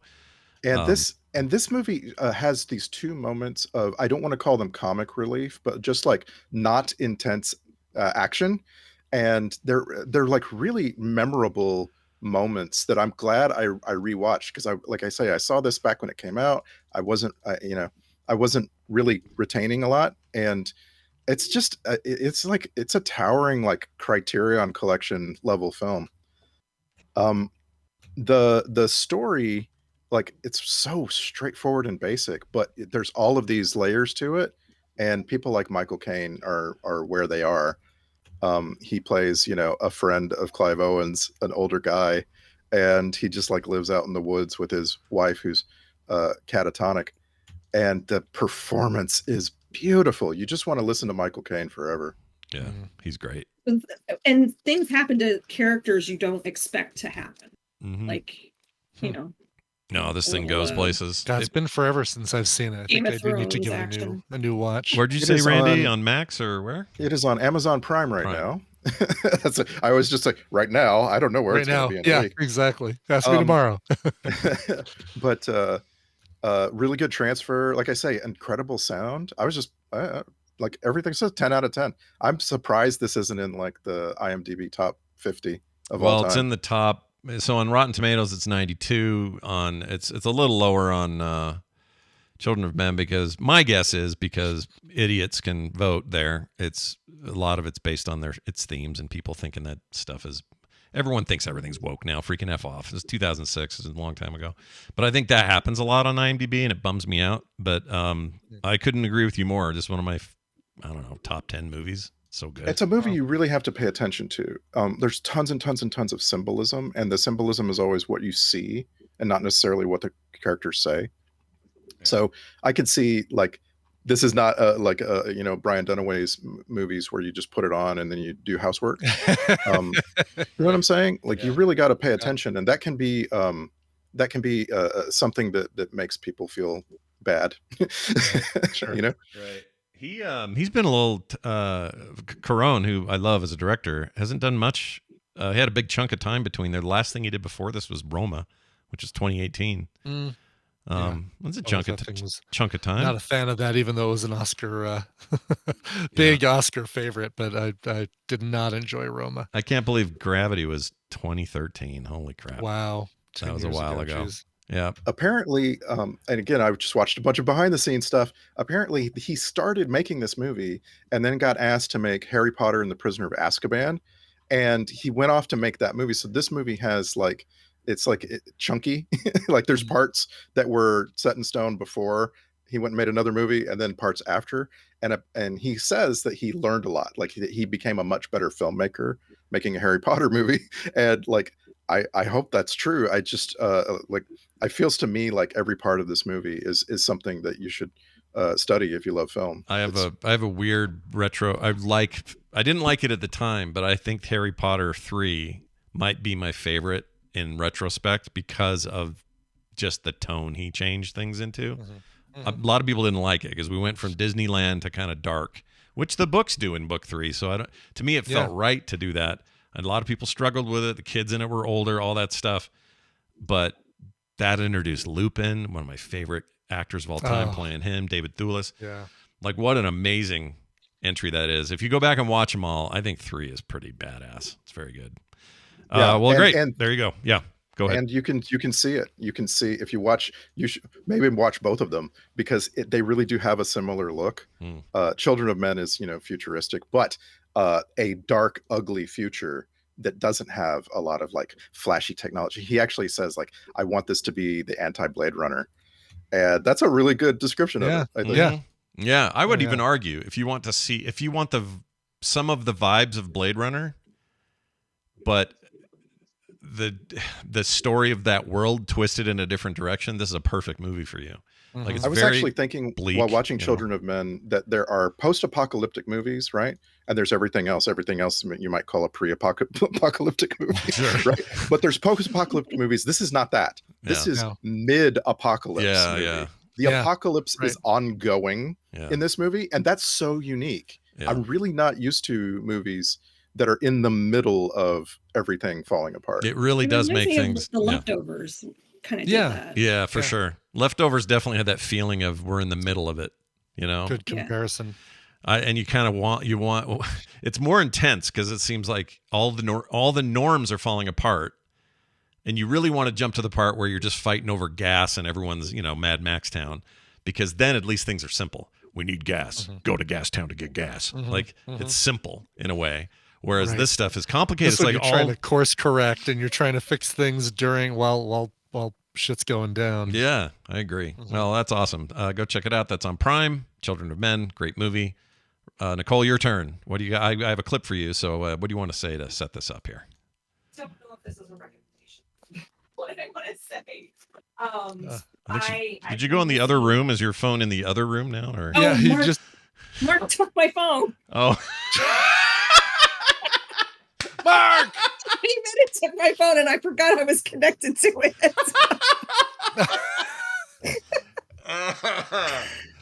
Well, now we know the microphone you're on. Yeah. That is a good indication.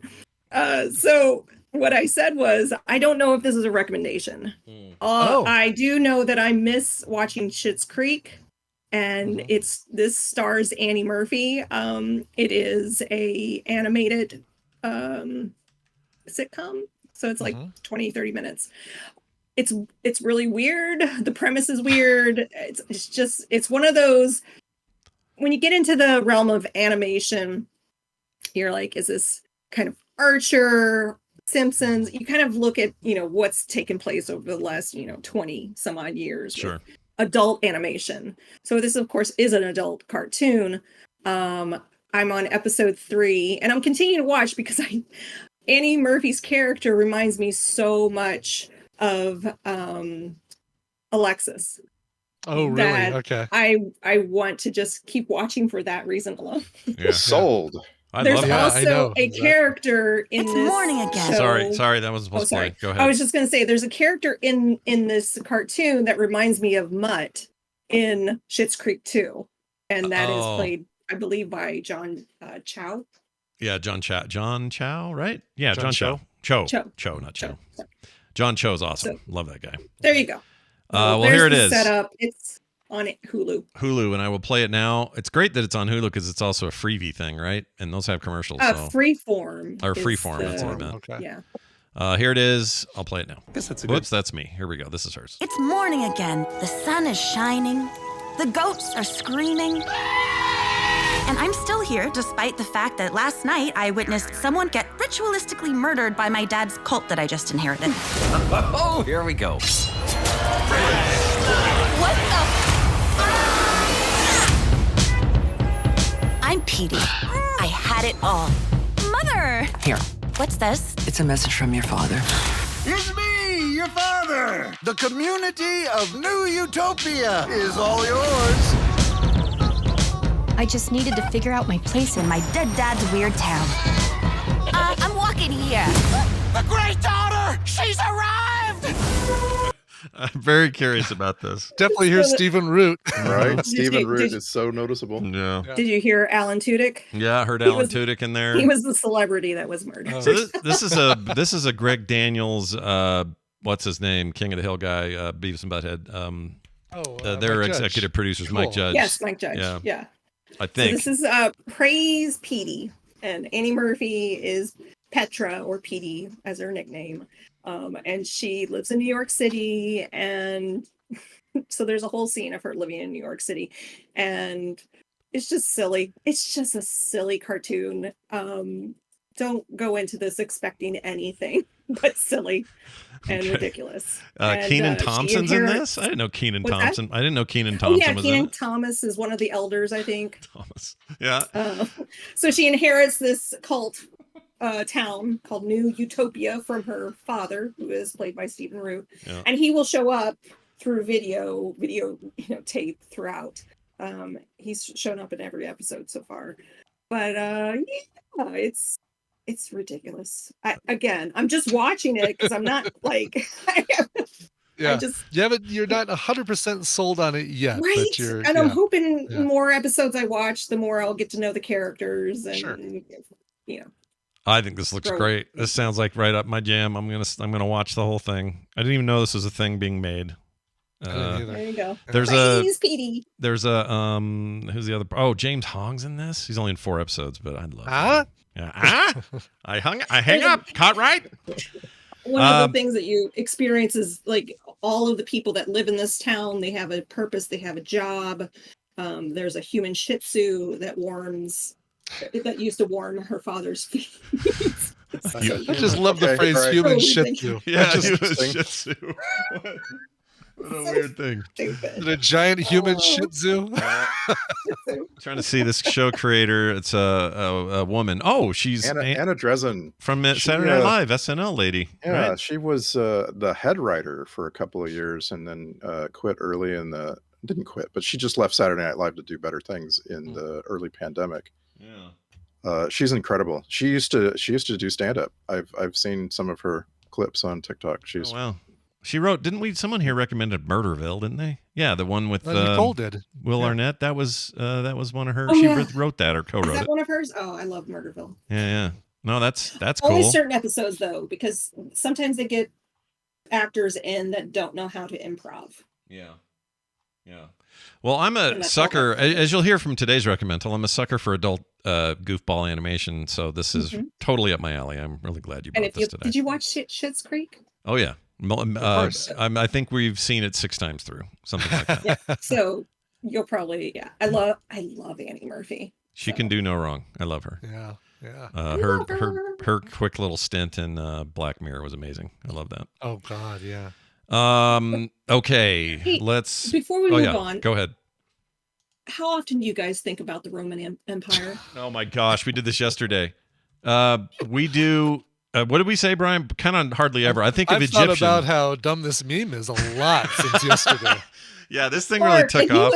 He looked at me and goes, never. Yeah. Why in the world are you asking me? Yeah. Yeah, it's a thing. So I was talking to Kim about it yesterday because we had talked about it on the show, and I carried over into that conversation. And I was really trying to think, like, when do I think about it? Yeah. It's only when it's some documentary or I'm thinking of a movie I like and it happens to be set in that time or whatever. So it's maybe, Caligula, I don't know, once a month or something. Yeah, definitely Caligula. Oh my God. Yeah. Nice pull there. And you said Caligula perfectly. That was amazing.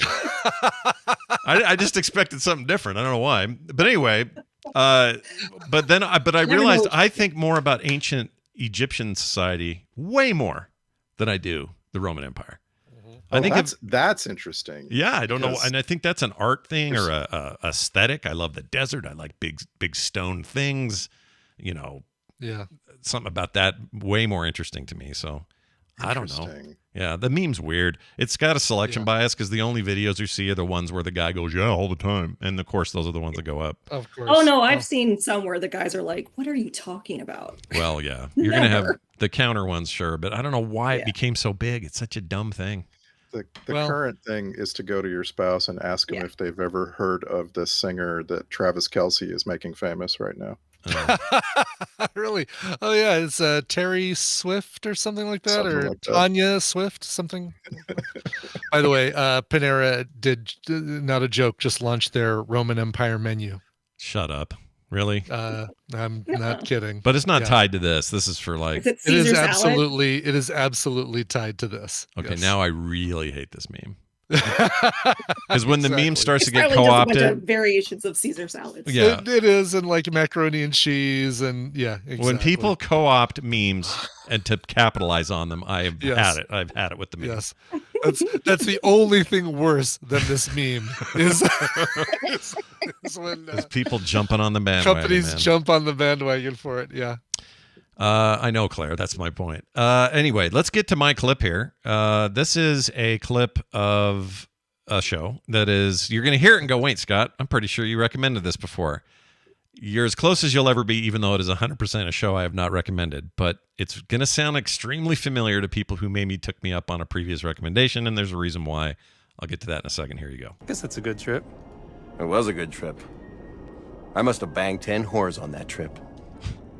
Well, come again?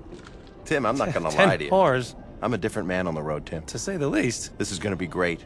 Me and you on the loose in Sin City. What's happening to you? Sin City. That's not a nickname. It's a nickname for Cincinnati. We're going to Sin City. No one Sin calls City. it that. Here we come. Are you with me? I'm not at all. You're gonna be. All right, Marty, let's just relax. Why don't you sleep? I can't. I would need to like take something, and I don't want to be medicated when we land, because then I'll be out when I need to be up and out when we go in. We get those bitches. All right. So this is a cartoon. A lot of it is improv, but a lot of that is true of the one I recommended earlier. So that voice is familiar to a lot of people. It's Steve Daldarian. He's the creator and the lead character in a show called The Life and Times of Tim. And I recommended previously a show called 10-Year-Old Tom. Remember this? Oh, yeah. Right. Okay. And a lot of that same cast, especially Dildarian, are in this. This is his animated show from 2008 to 2012. I don't know where it was originally. My guess is Adult Swim or something. It's on Max now. But this is old. It came out in 2008, ended in 2012. And I was hesitant to check it out because I felt like after I'd seen 10-Year-Old Tom, I thought, well, this is kind of awesome, and I love this. I don't necessarily need to see what the proto thing was, because that even the name's so familiar. Like I just thought you could do this twice. Is this the same show? And it turns out it was a mistake to ignore it. It's very funny. It's a lot more adult, as you may have felt there from that clip.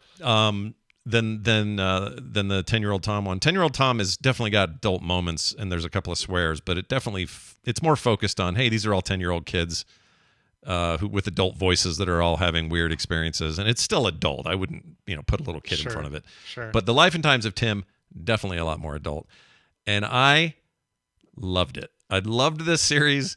All the seasons are up on Max.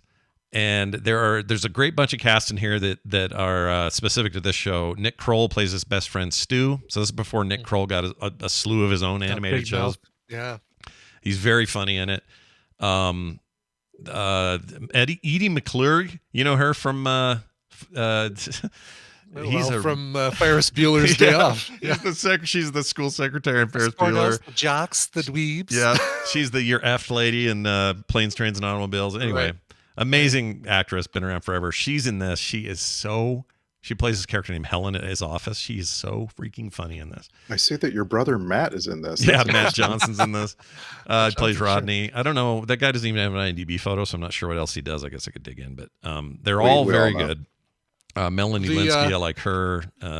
Here's something funny. This is the first HBO animated program since Todd McFarlane's Spawn. So when this originally aired, and got picked up by HBO in 2008. It was the first animated thing since Spawn, which was that's crazy. 99. That is crazy. Listening to the clip, I kind of felt like it was about 15 years old. I could feel like there's some things about how you write comedy changed. Maybe after this, I don't know. Like the 10-Year-Old Tom sounds. It's the same exact kind of thing. It's the same cadence. He's the same voice. He hasn't changed that up at all. It's all very improv and uncomfortable and moments of like, why would this character say this sort of thing? The art and the animation is intentionally terrible. It's cheap, but in a stylistic way, like it's meant to be. It's clear that it's meant to be that way. And I just had a great time with it. It's so many great guest stars too. Will Forte, Jason Mantzoukas, who none of us had ever heard of him in 2010. I don't think that was before, Derek on A Good Place and stuff like that. Right. Aziz Ansari, Jennifer Coolidge, J.K. Simmons. Oh yeah. Alfred Molina, Philip Baker Hall. Holy cow. They were great. Right. Like it's surprising how good the guest stars won. And that one with, Philip Baker Hall was. I don't even want to give it away why that was funny. There's just it's all just very situational and dry, and Nick Kroll's Stu character is freaking great. His boss, played by Peter Giles, who I've never heard of before, plays the guy named The Boss, and he is so funny.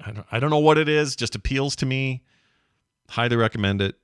Give it a shot and see what you think. And then if you liked it, I'll bet you move on to 10-Year-Old Tom and enjoy that. And that stuff's new. Those are all this year. Yeah. So there you go. That is my submission this week. It's up on Max. And Brian, of course, has dutifully put all of these selections up on quicktms.li for you to go and find easily. Hey Scott, I wanted to give you an update on a little public wager that you made last week. You said that you were wagering that Expendables 4 would not do that well. Yeah. It was number 2 at the box office behind The Nun 2. So how was the money? You're correct. It looked like number 2 when I saw the trailer. Yeah. How's it? What was the box office take? Just curious as a comparative number. The weekend, its opening weekend was 8 million, which is not good enough. That's bad. Yeah, no. That's really bad for a movie with all those people in it. Exactly. That's half of one person's salary for that movie, and not even one of the big ones. And my whole take isn't that it would be bad. It's that people don't have the appetite for that right now. I don't think anyone wants to see an Expendables There was an movie. ad where they were saying this is going to be a box office smash, and you just said, no, it's not. It's no way.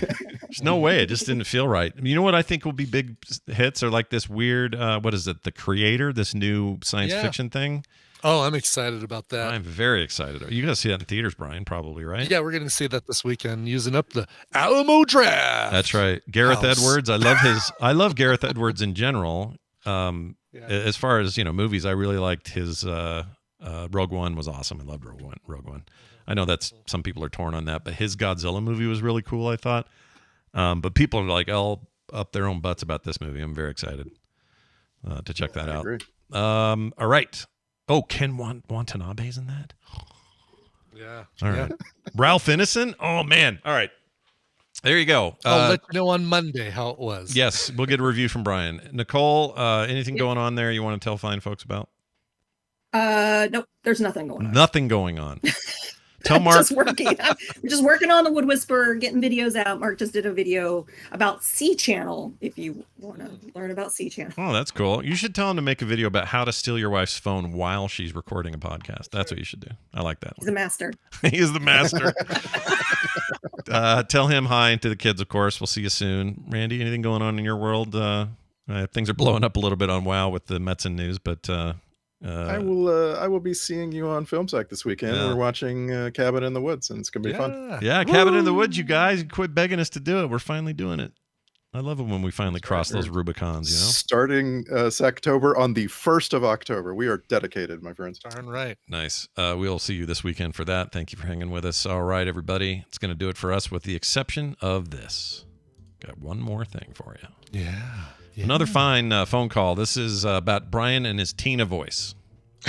Okay. All right. So let's see what we got. Hey, Scott. This is Craig from South Carolina. I had an idea for you. You've trained AI voice synthesizers to different voices. What about taking Brian doing Tina's voice and training an AI for that? Love the show, though. Bye. I'd do that. I would totally do that. You'd have to send me. What do you like 30 seconds of me doing the Tina voice? We could actually do it like.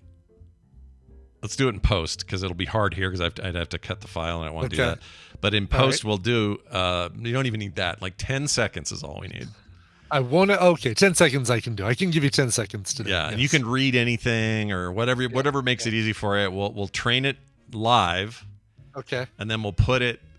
I'll make it happen right then, and then we'll hear it and see what it does.